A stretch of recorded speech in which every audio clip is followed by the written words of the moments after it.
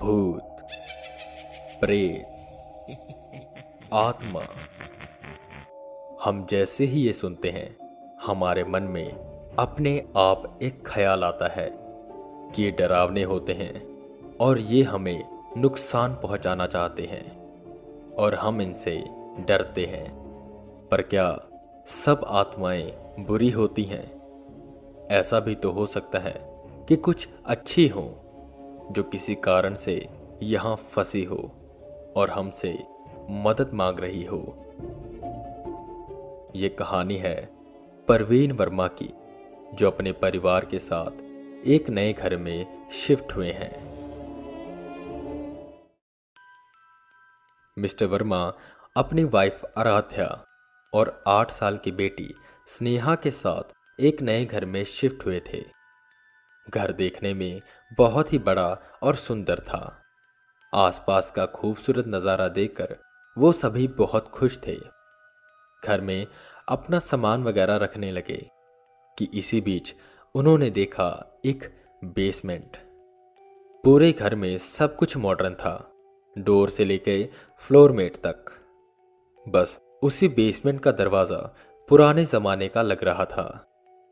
उन्होंने उस पर ज़्यादा गौर नहीं किया और अपनी बेटी स्नेहा का रूम सेट करने लगे, जो कि उसके मम्मी पापा के रूम के बगल में ही था। शुरुआती दिन बहुत आराम से गुजर रहे थे। इस नए घर में आकर स्नेहा बहुत खुश थी। पूरे घर में अपनी माँ के साथ छुपन छुपाई खेलती। ऐसे ही एक दिन वो छुपन छुपाई खेल रही थी। स्नेहा छुपने के लिए जगह ढूंढ रही थी कि उसे ध्यान आया बेसमेंट। वो जल्दी से सीढ़ियां उतरती हुई बेसमेंट का दरवाज़ा खोलती है। अंदर से बहुत भड़ास बाहर आती है, जैसे बहुत वक्त के बाद वो दरवाज़ा खुला हो। पूरा कमरा पुराने सामानों से भरा हुआ था। सोफे, चेयर्स, बेंच और भी बहुत कुछ, जिन पे मिट्टी की एक मोटी परत जमी हुई थी। मकड़ियों के जाले पूरे कमरे में फैले हुए थे।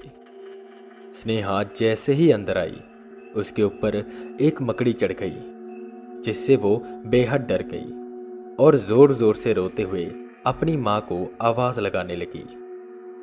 स्नेहा की मम्मी भागते हुए उसके पास आती हैं और मकड़ी को हटाती हैं। स्नेहा को शांत कराने के बाद उनका ध्यान बेसमेंट पर जाता है, जो कि बेहद गंदा था। वो ये फैसला करती हैं कि कल वो आराम से पूरा बेसमेंट साफ करेंगी। खैर, रात होती है। स्नेहा आराम से सो रही थी कि अचानक उसकी नींद एक आवाज से खुलती है। वो उठकर बैठ गई और उसने दरवाजे पर किसी औरत की परछाई देखी।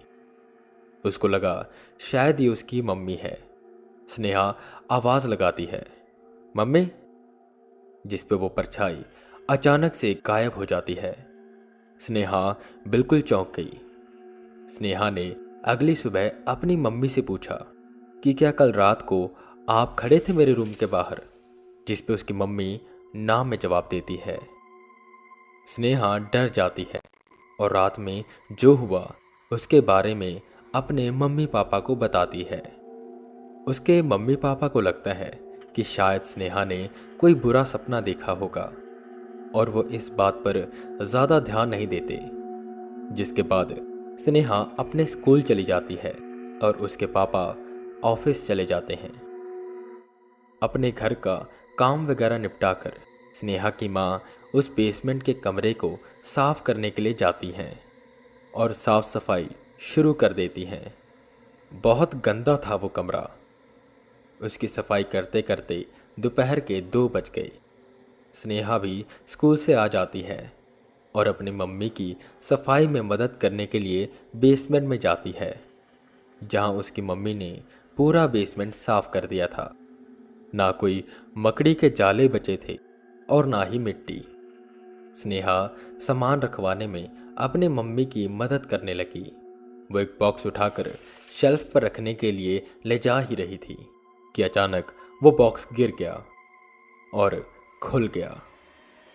उस बॉक्स से कुछ सामान बाहर आया, कुछ फोटोग्राफ्स, ड्राइंग बुक्स और एक प्यारी सी डॉल, जिसे देखकर स्नेहा बेहद खुश हो गई और अपनी मम्मी से कहने लगी कि क्या मैं ये डॉल रख सकती हूँ। जिस पर उसकी माँ उसे हाँ में जवाब देती हैं और वो फोटोग्राफ्स देखने लगती हैं, जो एक फैमिली फोटो लग रही थी। एक प्यारी सी बच्ची और उसके मम्मी पापा। उस बच्चे के हाथ में यही डॉल थी जो अब स्नेहा ने रख ली थी। स्नेहा की मम्मी को लगता है कि शायद ये फोटोग्राफ्स इस घर के पुराने मालिक की होगी और वो ये यहीं भूल गए होंगे। खैर, साफ सफाई के बाद वो आराम करते हैं। स्नेहा वो डॉल पाकर बेहद खुश थी और उसी के साथ खेल रही थी। शाम के वक्त स्नेहा के पापा आते हैं, जहां स्नेहा की मम्मी उन फोटोग्राफ्स और डॉल के बारे में उन्हें बताती है।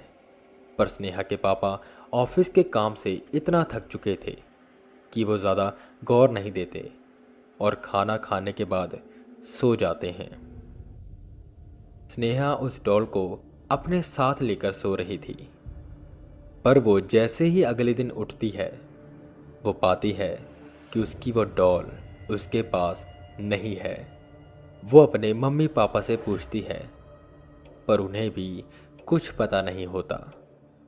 स्नेहा पूरे घर में ढूंढने लगती है और ढूंढते ढूंढते वो बेसमेंट में जाती है, जहां वो ये पाती है कि उसकी डॉल बेसमेंट में ही पड़ी है। पर ये यहां आई कैसे? स्नेहा ज़्यादा नहीं सोचती और वो डॉल लेकर वापस चली जाती है। वो रात को फिर उसे अपने साथ सुलाती है, पर डॉल फिर से गायब हो जाती है और मिलती है वहीं बेसमेंट में। स्नेहा को बहुत गुस्सा आता है कि कौन कर रहा है ये मजाक उसके साथ। वो ये फैसला करती है कि इस रात वो जागेगी और देखेगी कि कौन लेके जाता है उसकी ये डॉल। रात हो जाती है। स्नेहा आज सो नहीं रही थी, बल्कि इंतजार कर रही थी। 12 बज जाते हैं। कदमों की आवाज आती है। स्नेहा अपनी आंखें बंद कर लेती है और ऐसे दिखाती है कि वो सो रही है। दरवाजा हल्के से खुलता है। दरवाजे के खुलते ही एक अजीब सी बदबू आती है। ये बदबू किस चीज की हो सकती है? स्नेहा के मन में ये सवाल आने से पहले ही कोई उसकी गुड़िया को पकड़ता है और खींचने लगता है। स्नेहा ने अपनी आंखें खोली और जो उसने देखा, उसे देखकर वो बेहद डर गई और जोर जोर से रोने लगी।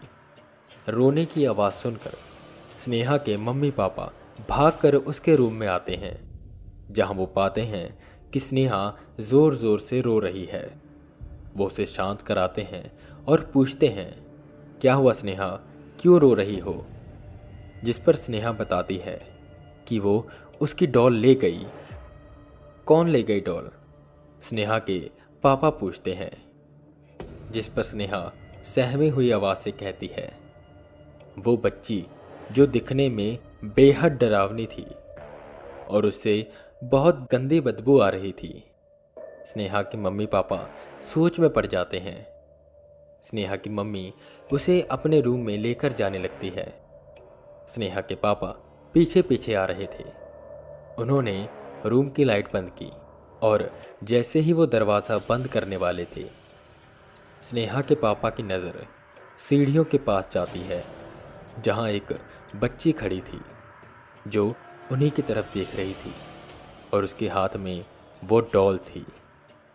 स्नेहा के पापा कुछ कुछ बातें समझ जाते हैं और अपने रूम में सोने के लिए चले जाते हैं, पर पूरी रात वो सो नहीं पाते।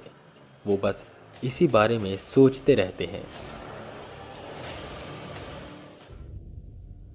अगले दिन वो अपने आस पड़ोस के लोगों से पूछते हैं, इस सोच में कि उन्हें कुछ पता लगे, इस घर के बारे में उन्हें कोई जानकारी मिल सके। उन्हें एक अंकल मिलते हैं।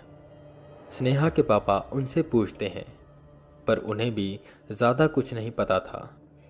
पर उनसे ये पता लगता है कि इस घर में पहले एक परिवार रहता था, जिसमें उन्हीं के परिवार की तरह एक प्यारी सी बच्ची और उसके मम्मी पापा रहते थे।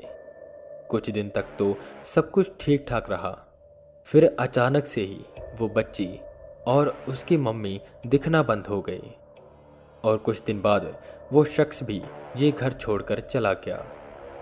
स्नेहा के पापा पूरी बात समझ गए थे। इसी बीच स्नेहा की मम्मी का कॉल आता है। स्नेहा कहीं मिल नहीं रही थी। वो इतना सुनते ही भागकर घर जाते हैं और स्नेहा को ढूंढने लगते हैं। इसी बीच उन्हें बेसमेंट की तरफ से एक आवाज़ आती है।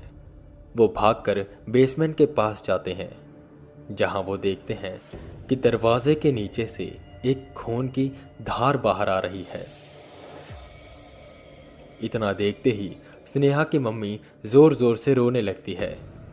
दरवाज़ा बंद था, पर कुछ मुशक्क़तों के बाद स्नेहा के पापा वो दरवाज़ा तोड़ने में सफल हो जाते हैं।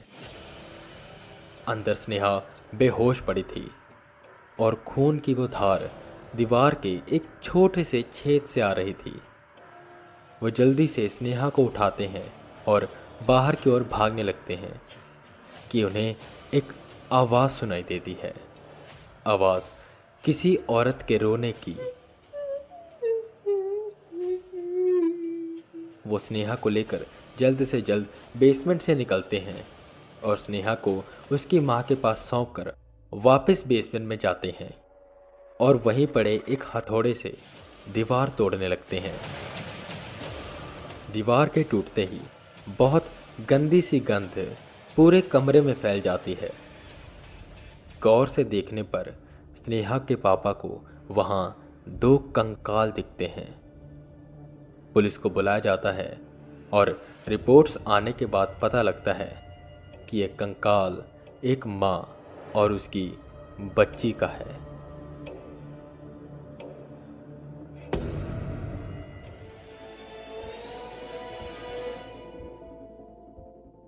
आई होप आपको ये कहानी पसंद आई होगी।